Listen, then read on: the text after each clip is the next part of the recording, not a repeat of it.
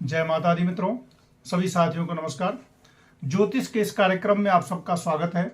और इस कार्यक्रम में आप लोगों को ज्योतिष के बारे में जो जानकारी है, राशि के बारे में जो जानकारी है वो बतलाई जाती है। साथ ही साथ ज्योतिष के गूढ़ रहस्यों को बतलाया जाता है और आपको अपनी कुंडली के बारे में जिज्ञासा उत्पन्न की जाती है ताकि आप अपनी कुंडली के बारे में कुछ जान सकें।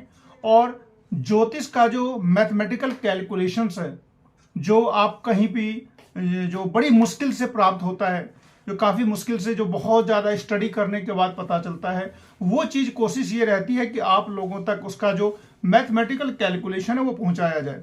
और इसी कार्यक्रम के तहत हफ्ते में एक दिन जो आप लोग जो मुझे बर्थ डिटेल्स भेजते हैं उसका कंसल्टेशन किया जाता है। तो आज जिन जिन की आई हुई है बर्थ डिटेल कंप्लीट, उनके बारे में चर्चा करेंगे। तो सबसे पहले जो आई हुई है ये है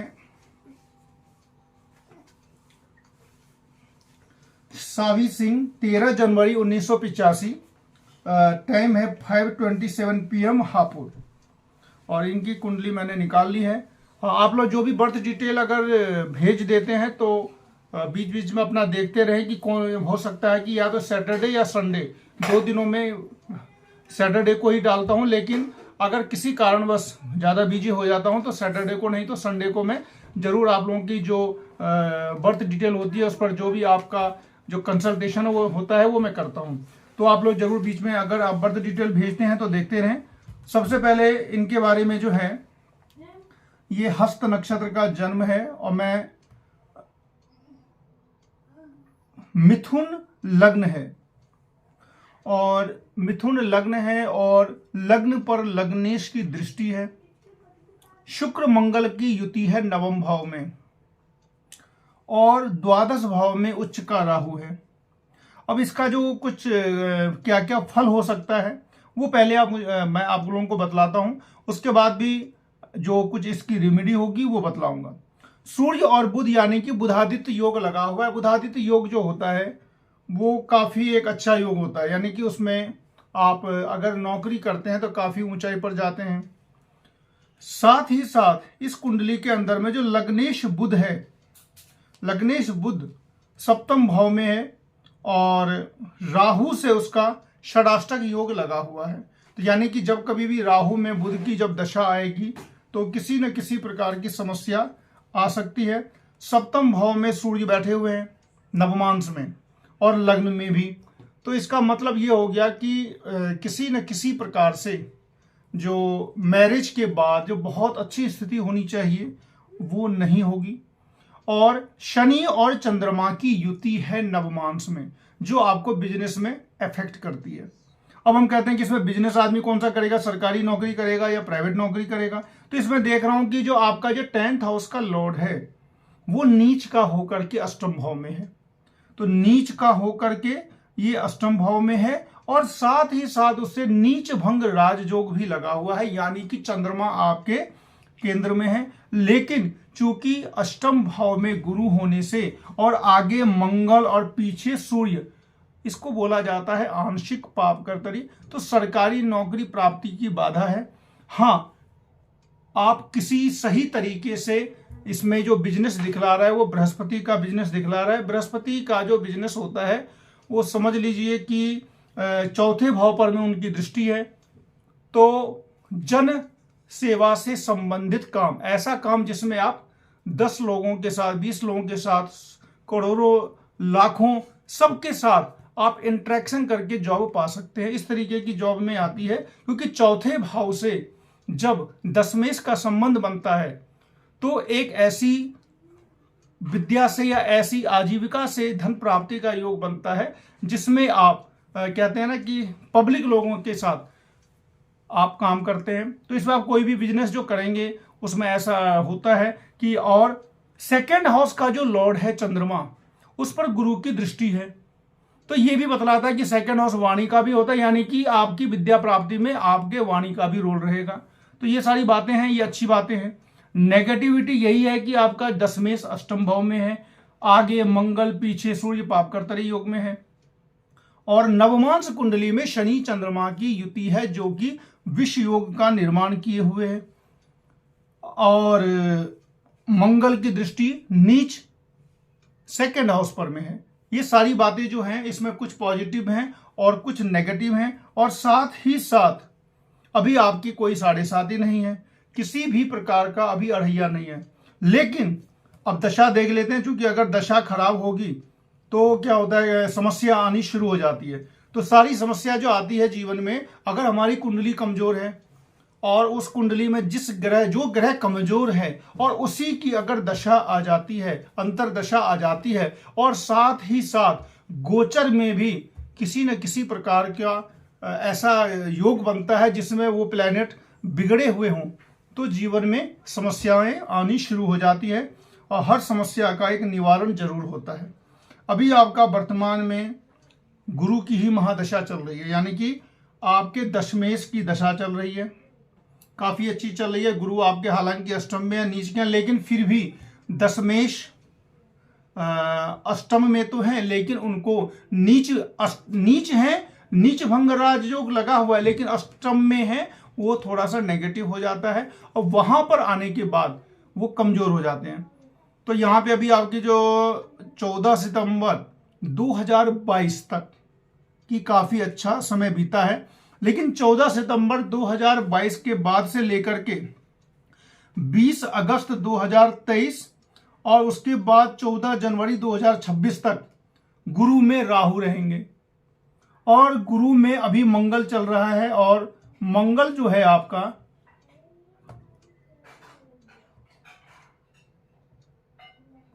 वर्तमान में, तो मंगल आपका जो है वो डबल मार्केस है, छठा और 11 दोनों का मालिक। समझिए इस बात को कि जब कभी भी छठे और 11वें भाव के मालिक की दशा आती है, छठा भाव शत्रु कर्जा बीमारी परेशानी, और छठे से छठा 11वां होता है, 11वां भी शत्रु कर्जा बीमारी का डबल हो जाता है। और उसकी सबसे बड़ी बात, जो मंगल है उसकी अंतरदशा है। मंगल आपका शनि के घर में है और मंगल 21 अंश पर में है, यानी कि मंगल जवान है, यंग है और आपके लिए बुरे फल देने वाला है।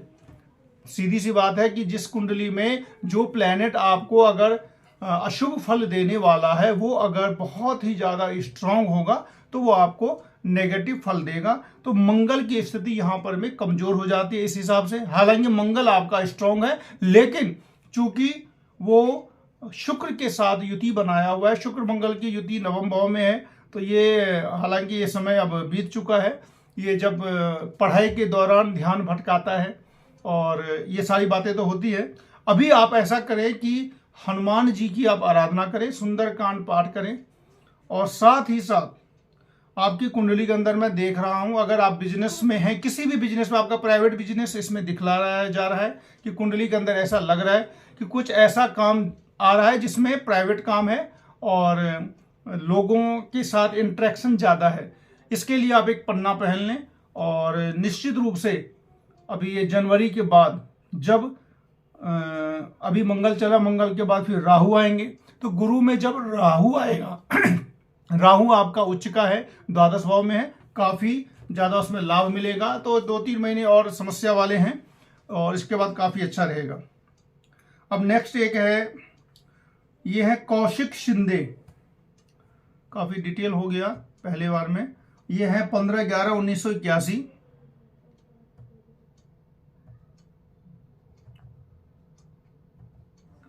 15/11/1981 और समय इनका दिया हुआ है 7:30 AM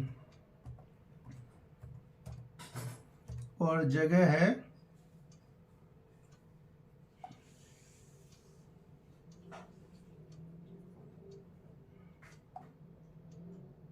मुंबई।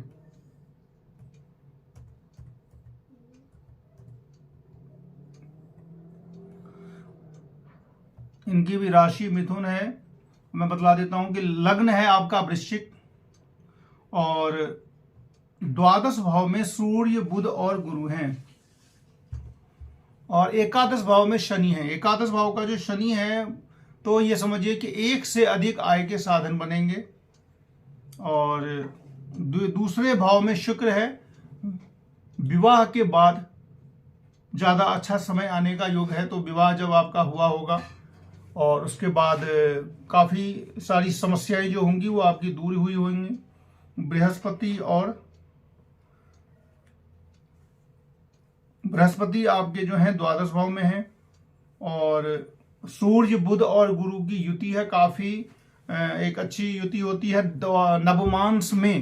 नवमांश में और बुध और चंद्रमा की युति है जो काफी मिलनसार बनाता है। बुधादित्य योग है और द्वादश भाव में नीच का तुला है, दीर्घायु योग तो बनाता ही बनाता है। अब इसमें जो सबसे बड़ा एक जो चीज में नेगेटिव पॉइंट जो है आपका वो मैं बतला रहा हूं, क्योंकि हर किसी को परेशानी ही रहती है। राजयोग भी कुंडली में लगे ही रहते हैं, ऐसी कोई कुंडली नहीं है जिसके अंदर कोई ना कोई राजयोग ना हो। और वो राजयोग जब चार्ज हो जाता है, जब उसका समय आ जाता है, तब उसका फल मिल जाता है। नेगेटिव योग जो होते हैं उसका भी फल मिलता रहता है। तो आदमी को इंतजार करना होता है अपने राजयोग कारक ग्रहों का, जब उसकी दशा आएगी। नेगेटिव ये है कि आप देख लिए कि आपके नवम भाव में राहु है, दशम में मंगल है और 11th हाउस में शनि है। यानी कि मंगल के आगे शनि और पीछे राहु। 10th हाउस का मंगल, आगे शनि है और पीछे राहु है। पाप कर्तरी योग बनाता है और एक तरीके से जीवन में आजीविका प्राप्ति में स्ट्रगल देता है, रिजल्ट प्राप्ति में स्ट्रगल देना। हालांकि 10th हाउस का जो मंगल होता है वो ऐसा काम करवाता है जिसमें आपको साहस की अधिक जरूरत हो। नवमांश में भी 10th हाउस में सूर्य है, तो एक तो यह है कि आपका 10th हाउस काफी कह सकते हैं कि दिक्कत में है। ऊपर से 10th हाउस का जो लॉर्ड है वो द्वादश भाव में है। ये दिखलाता है कि आपकी जो नौकरी लगेगी आपके जन्म स्थान से दूर लगेगी। अब ये तो चूंकि सामने कोई रहता है तो सारी बातें काउंटर की जाती हैं। तो आप लोगों का बर्थ डिटेल आया, मैं तो बस जो निकल के आता है, किसी का चेहरा नहीं, कुछ नहीं, केवल बर्थ डिटेल पे जो बातें निकल के आती है वो मैं बतलाता हूँ और जो रिमेडी होती है वो बतलाता हूँ। तो 10th हाउस का लॉर्ड जो सूर्य है नीच का होकर के 12th हाउस में है और साथ ही साथ उसको नीच भंग राजयोग लगा हुआ है जो काफी अच्छा है। लग्न पर शनि की तीसरी दृष्टि है, तो और लग्न पर शनि की तीसरी दृष्टि है और लग्नेश मंगल पाप कर्तरी योग में है। यानी कि मंगल आपका बहुत ही ज्यादा प्रॉब्लम में है। मंगल की शांति के लिए आप मूंगा पहन सकते हैं 5 से 6 कैरेट का अनामिका में, और साथ ही साथ हनुमान जी की आप आराधना करें।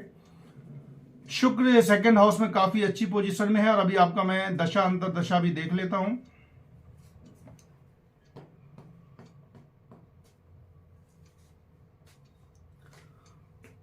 शनि की महादशा चल रही है और शनि में अभी आपको गुरु चल रहे हैं, यानी कि शनि में राहु की भी दशा खत्म हो चुकी है।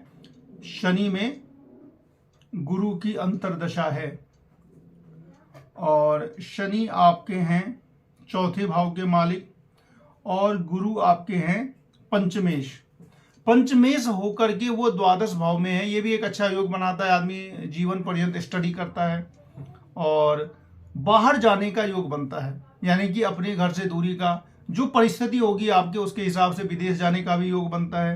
क्योंकि आपका पंचमेश भी द्वादश में है, दशमेश भी द्वादश में है, तो निश्चित रूप से जन्मभूमि से काफी अधिक दूरी पर अभ्युन्नति का योग है। और अगर नहीं है, अगर आपका जहां जन्मभूमि है वहीं पर अगर आप रह रहे हैं तो आपकी अभ्युन्नति बड़ी वाली नहीं होगी, सामान्य जीवन ही व्यतीत करेंगे। यानी कि कुंडली के अंदर जो योग है तो वो अगर फलीभूत नहीं हो रहा है, जिसका मतलब यह है कि वो अच्छा योग आपको सपोर्ट नहीं करेगा। आप एक मूंगा जरूर पहन ले, हनुमान जी की आप आराधना करें। और इसमें यह भी दिखला रहा है कि नवम भाव का जो आपका राहु है, हो सकता है घर के अंदर या तो सबसे बड़ा बनाता है या फिर सबसे छोटा बनाता है। मंगल आपका काफी कमजोर है, हनुमान जी की आराधना करें, हनुमान चालीसा पाठ करें और सुंदर कांड पाठ करें और साथ ही साथ एक मूंगा अनामिका में आप पहन लें। नेक्स्ट है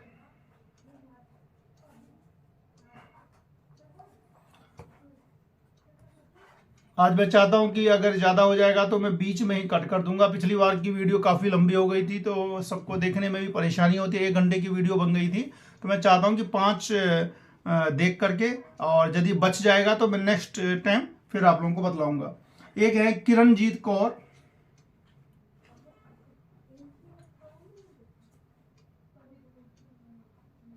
27 मई 1983।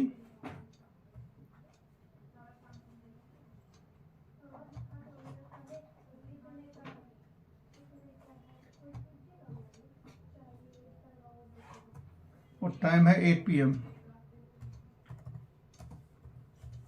और जगह है इनका चंडीगढ़।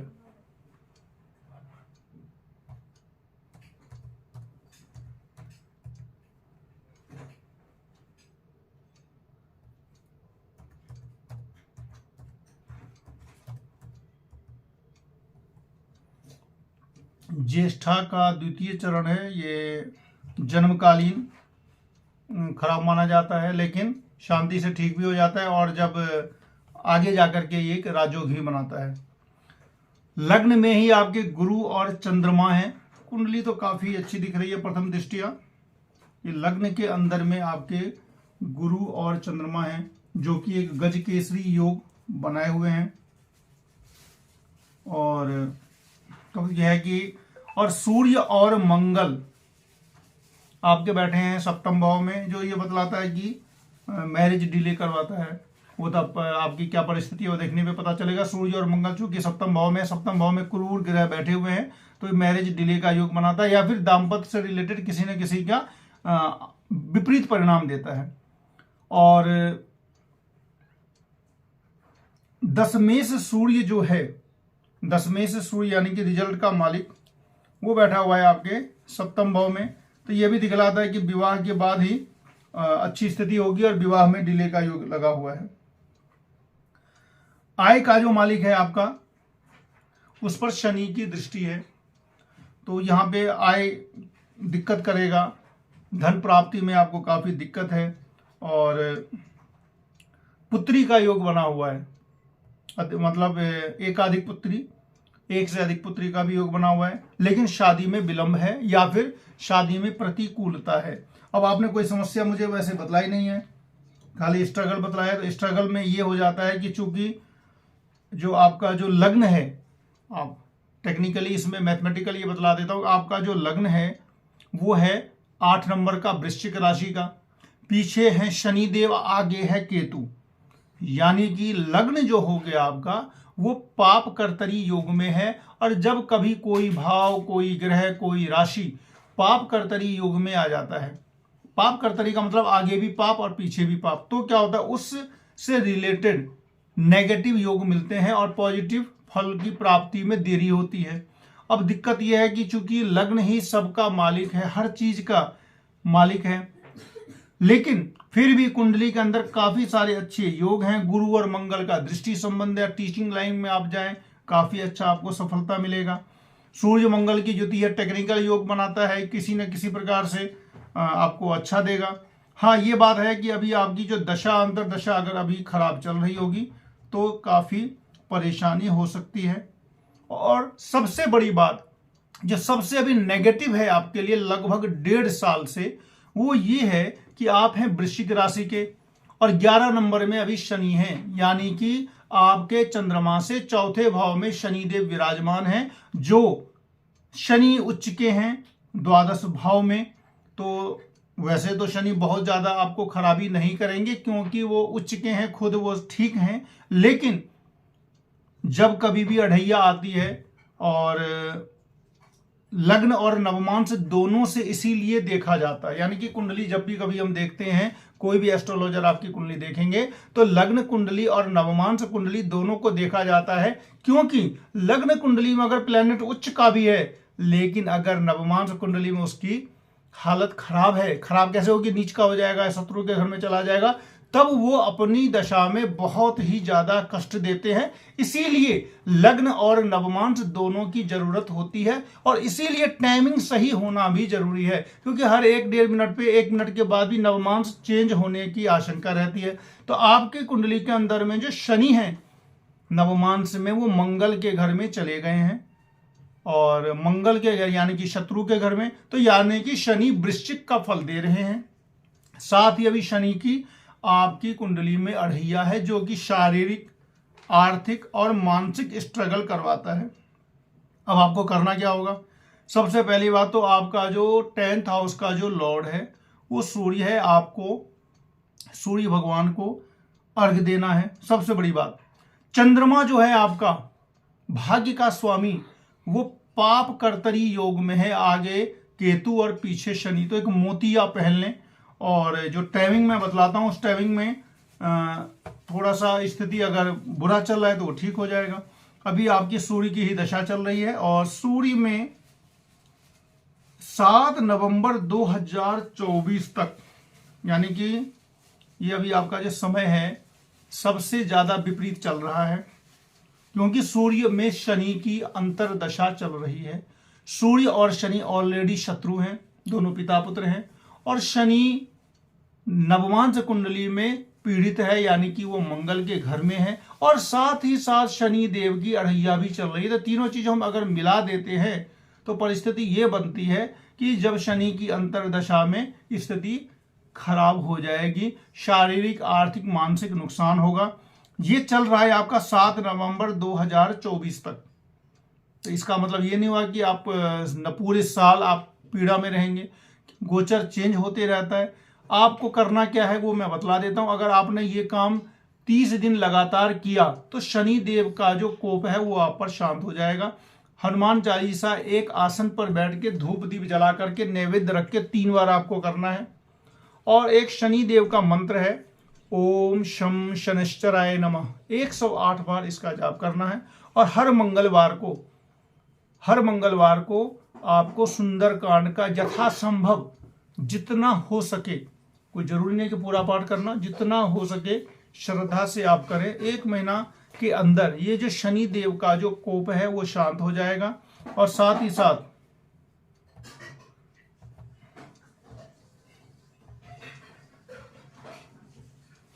भाग्य का जो स्वामी है वो काफी प्रॉब्लम में है, तो आप एक मोती जरूर पहन लें कनिष्ठा में। इतना आप काम करें, काफी लाभ मिलेगा। हाँ, एकदम से लाभ नहीं मिलेगा, कम से कम उपाय करने के बाद भी 1 महीना तो उपाय करने के बाद इंतजार करना होता है, लगभग स्थिति सुधार हो जाएगा अगर आप ये उपाय करते हैं।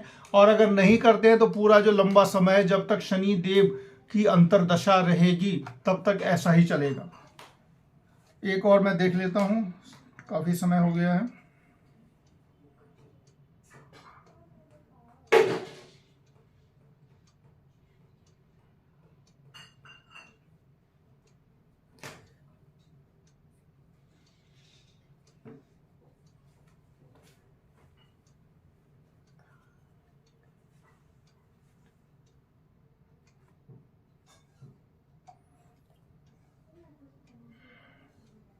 ये सुनीता हैं, और 27 दिसंबर 1996।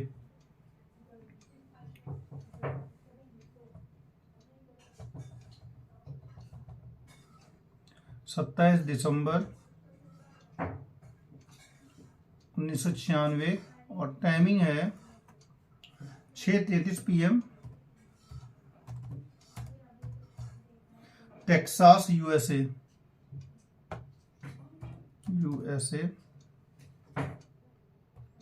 में, टेक्सास।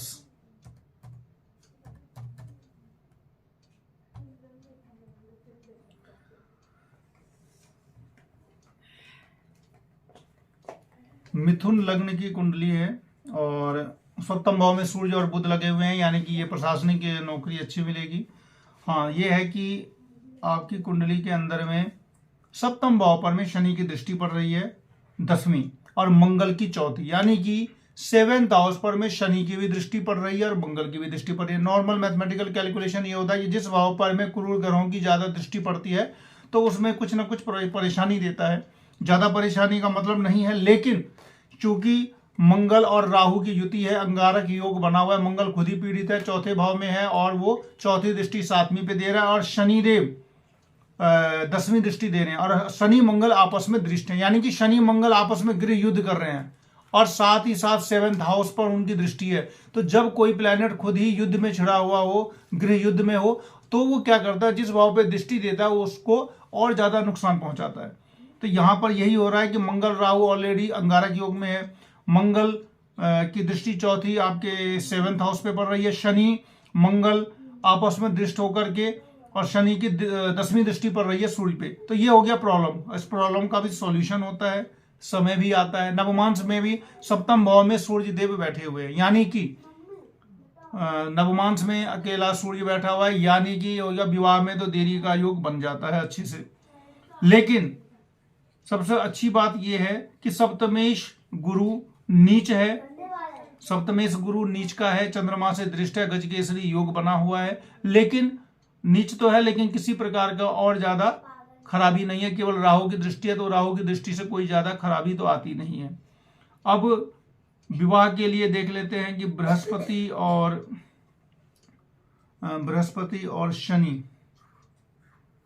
शनि और बृहस्पति, चंद्रमा और शुक्र और चंद्रमा और बुध, द्वादश भाव में शुक्र और चंद्रमा की युति है नवमांश में।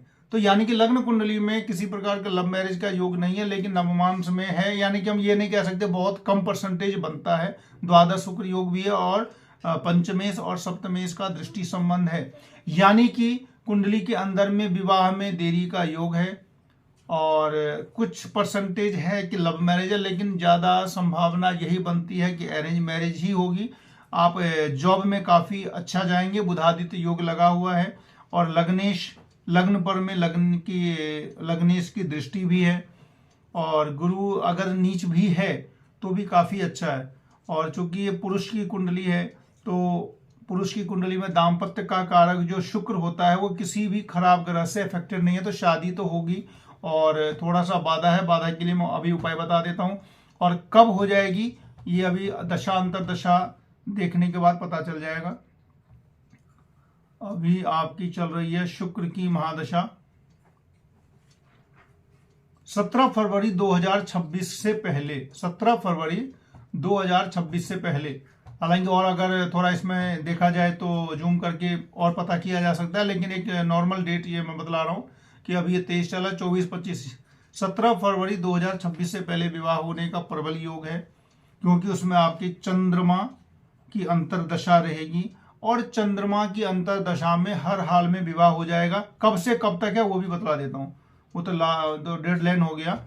उससे पहले वो जो चंद्रमा की दशा जब तक चलेगी, कब से लेके कब तक, तो ये आपकी चलेगी 17 जून 2024 से लेकर के 17 फरवरी 2026 तक।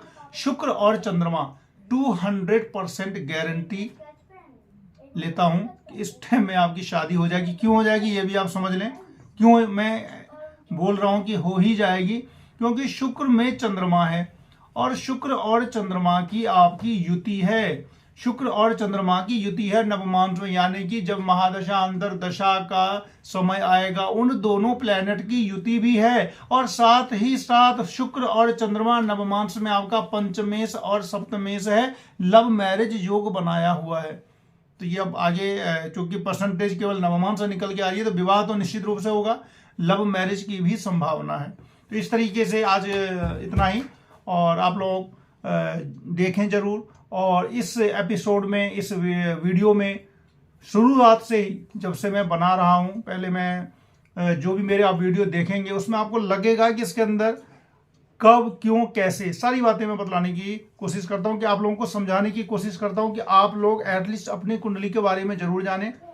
और ये नहीं है कि इसी पर रहना है, ये भी मैं नहीं बतलाता हूं। मैं कहता हूं कि आपको अपनी मेहनत जरूर करनी चाहिए, और साथ ही साथ अगर हमने थोड़ा सा ज्योतिषी उपचार कर लिया तो क्या होता है कि हमारे जो नेगेटिविटी होती है हमारे लाइफ में, चारों तरफ की जो नेगेटिव एनर्जी होती है, जो प्लेनेट की जो नेगेटिव एनर्जी हमारे ऊपर आती है वो कम हो जाती है, वो ठीक हो जाती है। तो इस तरीके से आप लोग देखते रहें और सब्सक्राइब जरूर करते रहें।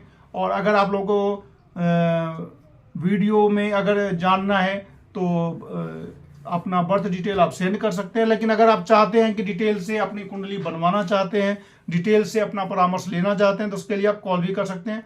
मिलते हैं नेक्स्ट वीडियो में, तब तक के लिए नमस्कार।